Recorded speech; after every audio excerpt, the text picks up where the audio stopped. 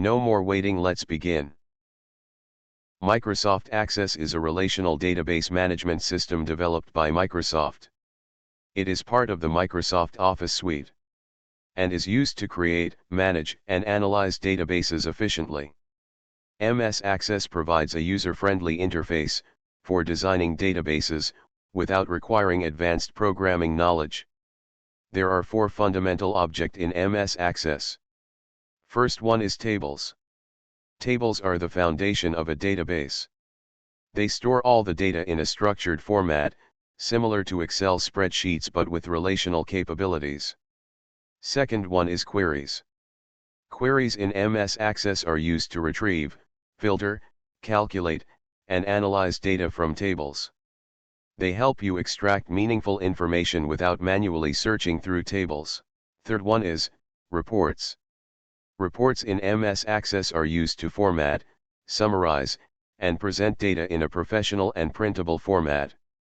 They help visualize data in a structured way, making it easy to share insights. Fourth one is forms. Forms in msaccess are used to input, edit, and view data in a user-friendly way. Instead of working directly with tables, forms provide a structured and interactive interface for users. Let's start in msaccess. Search for Access on your PC. If it is installed, you will see an icon like this. If you don't see it, you need to install msaccess on your PC. Click on the msaccess icon. You will see the startup screen. Click Blank Database to create a new database. A pop-up window will ask for a database name and location. Enter an appropriate name and choose where you want to save it. In this example, I am naming the database Retail Shop and saving it on the desktop.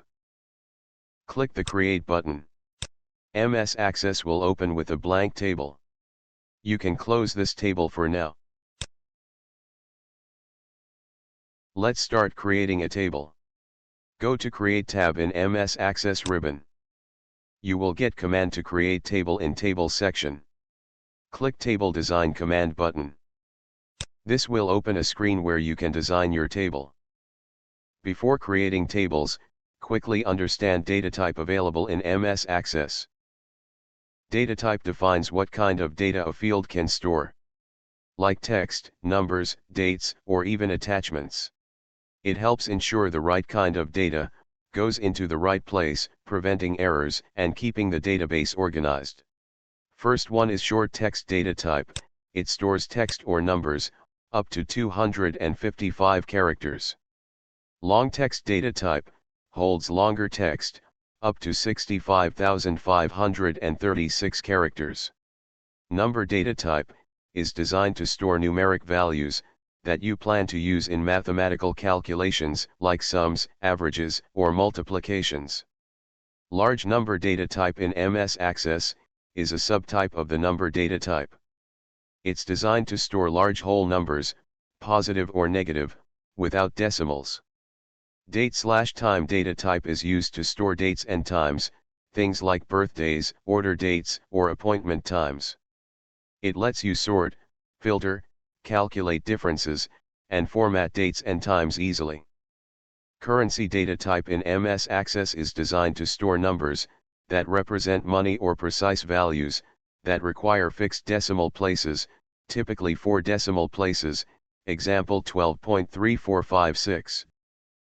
Auto number data type in msaccess automatically generates a unique number for each record.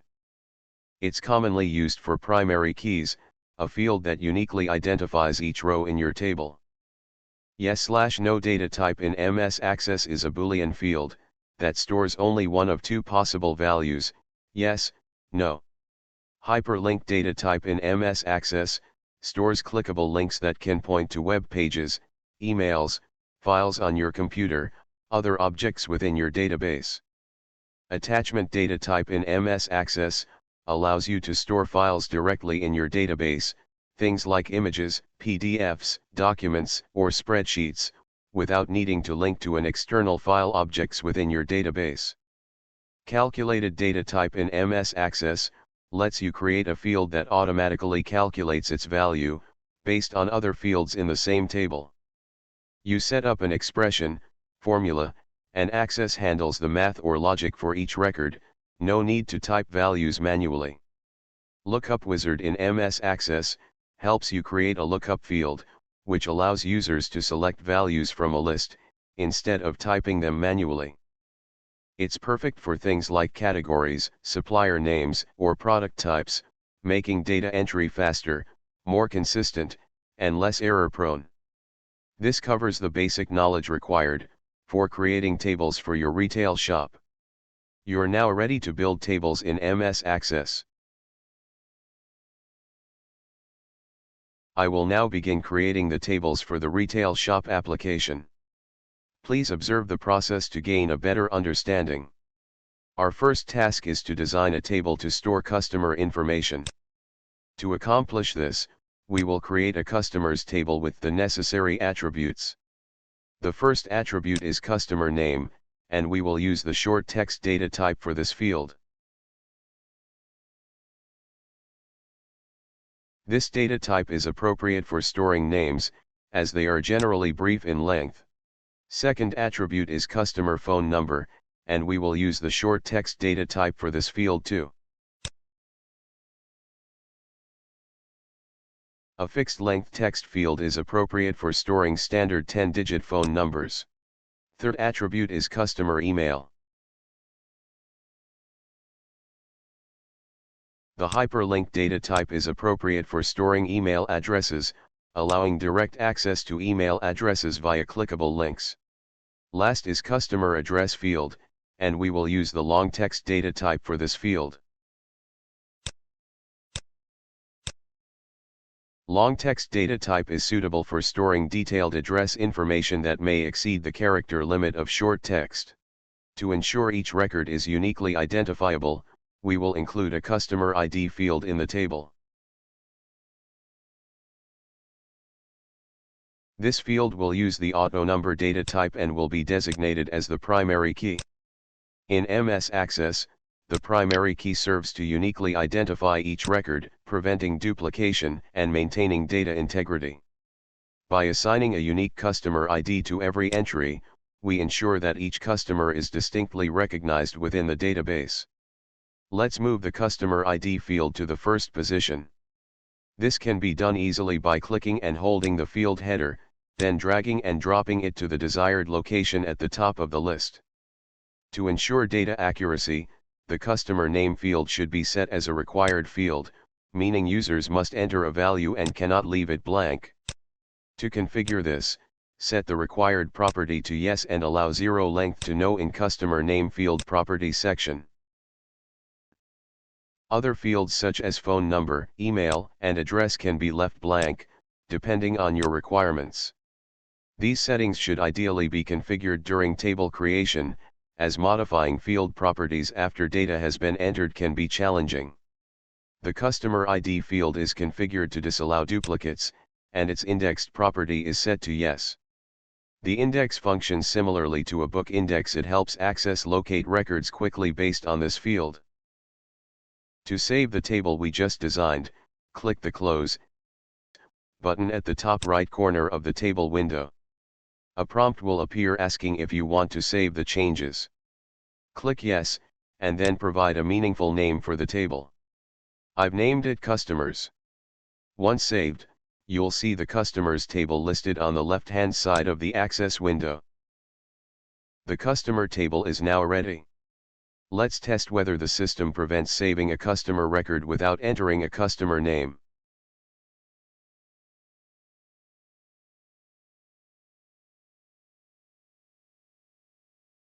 As expected, if the customer name field is left blank, an error message is displayed. You must enter a value in the customer name field. This confirms that the required property is working as intended, ensuring that customer records cannot be saved without a name. Additionally, notice that the customer ID is automatically generated. It is unique and does not allow duplicates, maintaining data integrity. Now that the customer table is complete, I will now demonstrate the tables required for the retail shop application, using Design View in msaccess. Please pause the video at each table, carefully review the structure, and try to replicate it on your own system for better understanding. Most of the table fields are self-explanatory. In some tables, you will observe two types of keys. Primary key, this uniquely identifies each record in the table. Foreign key, this is used to establish relationships with other tables. I will explain these keys and their roles in more detail shortly. But before that, I recommend completing the creation of all the required tables one by one. Let's begin with the customers table, which is designed to store customer information. This table was created earlier and will be used to manage basic customer data. Next, we'll create the categories table, which stores various product categories. This table will be used as a lookup source in the products table, so users don't have to manually type the category each time they enter a new product. This also helps reduce errors due to manual entry. Here's the categories table in Design View. It includes the following fields. Category ID, this is the primary key and serves as the unique identifier for each category. Category name, this is a short text field and is marked as required, it cannot be left blank. Description, this is also a short text field, used for additional details. I've added a few sample entries in this table for demonstration, which you can see on the screen. Now let's move on to the products table, which includes the following fields. Product ID, the primary key for uniquely identifying each product. Product name, a short text field used for the product's name or brief description. Description, a long text or short text field for storing detailed information about the product.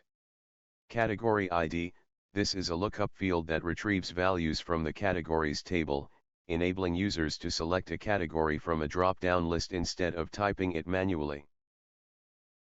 I want to create category ID lookup field in product table. This field allows user to select category ID from category table. These are the steps. In a new row under field name, type category ID.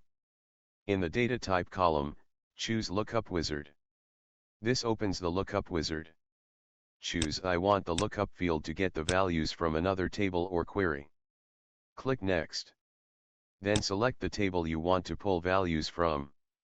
In our case, select Categories. Click Next. Select the fields you want to show in the drop-down. Usually, select Category ID as key, even if hidden. Category name as visible name. Click Next. Choose to sort if needed. Click Next. Adjust column widths or hide the key column. Click Next. Choose the label for the lookup field. It will already be category ID or you can rename it. Tick the checkbox Enable Data Integrity, this will enforce referential integrity. It is optional, but recommended. Click Finish. This way lookup field for category ID done. After completing these steps, the category ID field in the product table will function as a drop-down list, allowing users to select a category from the categories table. Switch to Datasheet view to test it clicking on the category ID field. It will now show a drop-down with category names linked to their respective IDs.